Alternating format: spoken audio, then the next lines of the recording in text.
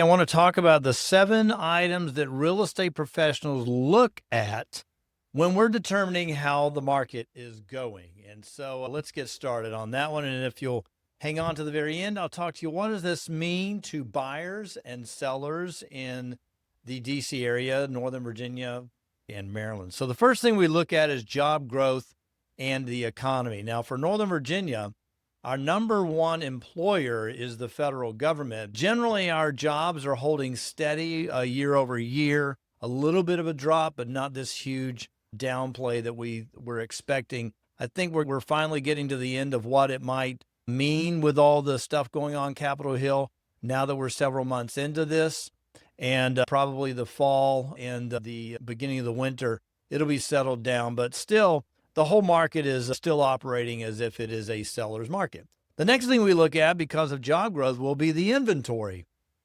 What's going on with how many houses are coming on the market? Now, for about the last 10 years, we have had a dirge of inventory. So anything that ticks up on that for us right now is a benefit. The third thing is contracts. What's the buyer activity? We have homes on the market, and then the buyers come out. What's going on with them? Are they actually starting to write contracts? Because the contracts absorbing the inventory gives us our absorption rate, and that's the next thing we look at. Is it a 1 month, a 2 month, a 3 month, or 4 month plus supply? In the last 10 years, we've been lingering in that 1.5 to 2 month supply. Month after month, it's been 1.5, sometimes 1, sometimes under 1. Under 3 months, it is considered a seller market. At 3 months to about 5 or 6 months is considered a normal market. And above 5 or 6 months, it's considered a buyer's market. We've been in such a hot market for so long that anything over about 2.5 months favors the buyers because we're just not used to it in the Northern Virginia area. The next thing we look at is the days on market. What's going on with how many days it takes to sell? So the absorption rate, if I have 1,000 houses and 1,000 disappear in 30 days, I've got a 1.0 month supply. What we've been used to is like, yes, I have 1,000 properties on the market, but I have 2,000 buyers. And so it becomes a half-month supply. Or I've got multiple offers going on the property. And that gives a whole feeling about what's going on with the market as well. So when I have 1,000 houses and 1,000 buyers, it's still a month supply, but they may not absorb as quickly as they're absorbing if there were 2,000 buyers on the market. So the days on market also has a consideration on how the market's going. Then we've got the prices. Are prices moving up? Are they stabilizing? Are they dropping? We're in a stabilizing market right now. And what we'll take a look at in just a few moments is what's going on with the list to sold price, which also is an indicator of what's going on with the market. And then we have, are the sellers giving any concession to the buyer?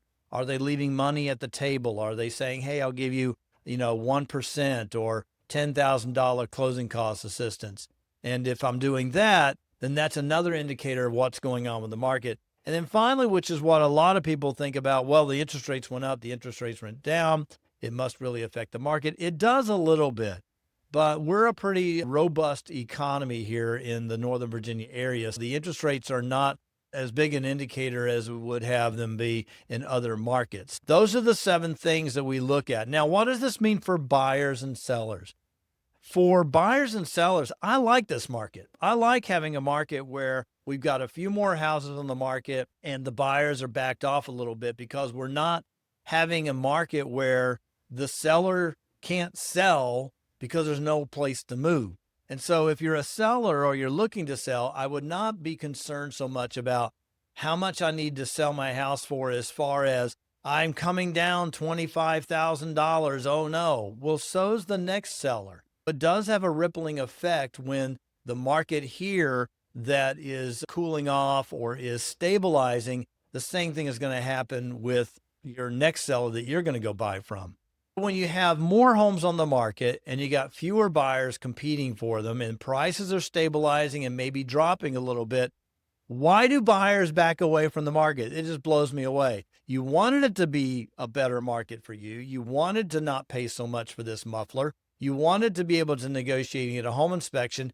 What did you think a cooling off market would look like? That's what it looks like. Sellers, get in there, condition the property, be willing to negotiate, and get that job done so you can move on to the next property, because now you're able to look at that property, because now you actually have property to look at. Buyers, go in there, look at, is it a fair price? Do I want money back at the table? How can I make that happen? Do I need to give them a full price so I can get $10,000 back so it help me with my closing costs? Or what is it that your goals are as well? You're not going to come in and come 5 and 10% down on the pricing. That's just not happening. If you like the channel, please like it. If you like the video, share it with some other folks that could use it. And please subscribe. Thanks so much and have a great day.